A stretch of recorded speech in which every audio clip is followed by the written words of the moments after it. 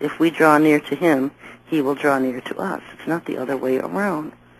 We get so many disillusioned by church doctrines, and people wonder why they can't hear God.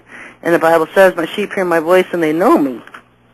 And they wonder why they can't hear him, because they don't know the basic steps. They don't know Yahushua 101, Jesus 101. Yahushua is his real name. They don't have J in the English language, or not in the English language. They don't have J in the Hebrew language, and they don't have W in the Hebrew language. And so people want to know what is the Lord's real name, because his prophet Yahweh insists it's Yahweh, because there is no J. And he's right, there's no J in the Hebrew language, but you know what, Raymond Watkins, there's also no W in the Hebrew language. His real name is Jehovah. Jehovah. And we call him Yahweh simply because the disciples refer to themselves as people of the way. Yahweh. Yah is Hebrew for God. God's way. They're people of the way, God's way. And so that's why we call him Yahweh. He has many different names. I don't get in name wars over, well, if you're not praying to the certain name, then he doesn't hear you because he knows your heart. I don't get in those name wars. But what I will say is this. When you're a child and you're learning how to talk and you can't pronounce somebody's name, us moms, we answer to anything. We know that they're talking to us, and they mean us when they're talking to us, our own children. Can't pronounce mom, ma, whatever they come up with. But you know they're talking to you. And as they get older and they learn how to pronounce your name, you're not going to hit your kid over the head with a bat because he or she can't say your name. The Lord's the same way. And once you learn what his real name is, then you call him by his real name. Until then, these people are struggling. They're babies. They don't know what his real name is. And so that's why I often refer to him with both names, Jesus and Yahushua, because so if the church crowd, other people not familiar with his real name, are reading my articles, they know who I'm talking about. Otherwise they'd be clueless. And I just don't get into the name wars like a lot of people do. So insistent that we call him by a particular name, and he knows who we're talking about. He knows we're talking to him. Let me go through this letter from Candice Fries that she sent out this week. And actually, I really do like this Candice Fries. Never considered her an enemy. In fact, I found the contacts I had with her back and forth in emails was that she was a very nice lady, just very deceived. And my emails with her were a lot nicer than most of the emails I receive from hostile Christians. People that call themselves Christians. They're usually just so hostile and full of hate. And then they want to tell you about the love of the Lord with all their hatred. Or tell you why you're wrong on certain things, and they spit out head knowledge and head wisdom and stuff you've known been heirs for 20 or 30 years that they're still clinging and biting onto. But she was very nice. Very nice. Had a few emails back and forth with her a while ago. And so, yeah, she is the main channeler, the New Age channeler for Maitreya, Germain, and Sananda. And these ascended masters are 9 feet tall, and they are the ones coming as New Age Christ. They're going to come as world teacher. Maitreya is the world teacher. The Sananda Emmanuel will come. He looks exactly like Jesus. Germain will come and implement the beast economic program on Earth called Nasera. They all have different roles to play. And this is what she says in her email to her list and her followers, and I don't know how big her following is. I could imagine it's substantial. This is what she says. Cherie Shrine and others, and please send her a copy of this email on the net, seem to not be convinced of the damage they do, and it is expected that many of her readers are going to be very rejecting for some time of the Star People and the Second Coming. Well, first of all, what this translated into was a slew of hate mail and death threats. And so this is from the peace-loving always quick to prove you right about what you say about them. If you have not visited her site yet, you will find it educational, very depressing, and full of fear. www.SherryShriner.com. And I noticed that they pulled this fear thing again.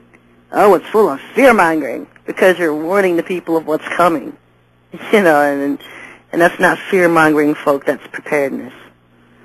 And I noticed this is the second time she's mentioned me in one of her letters. And she never mentions my other sites. She'll say that I have other sites, but she never particularly pronounces www.naserasucks.com or www.omegansareliars.com. Two websites I specifically put up from Matreon Clan. But they refer people to my Cherie Shrine site. But that's okay. They can find the other ones on once they get to that site. She has a number of websites and does work in radio also and believes in what she does, obviously.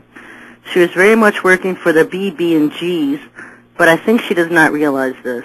And BB&Gs in New Age terminology is big bad boys and girls.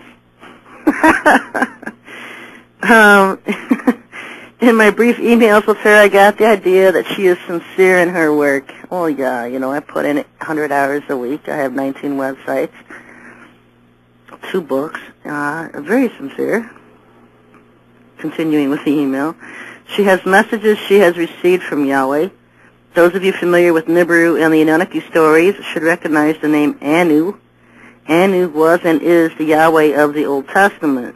And this is where she's bought the garbage of Zechariah Sitchin, who came up with this whole thing about Yahweh and Anu and, And I've already discredited Sitchin. You don't have to discredit Sitchin. He does it himself. Anu and the Anunnaki supposedly had come over to the side of light, and many of them did. However, a few of these played both sides of the fence. You mean like Christ Michael? And it was then we talked about, and one of the messages was causing some problems still on Earth from the 4th dimension.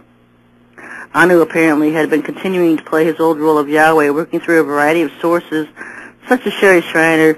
Cherie is very into the Bible code, finding names such as Maitreya, Sananda, etc. in it, and believing them to be bringing us a false second coming. And if I remember correctly, those 7 years of tribulation followed by the real second coming.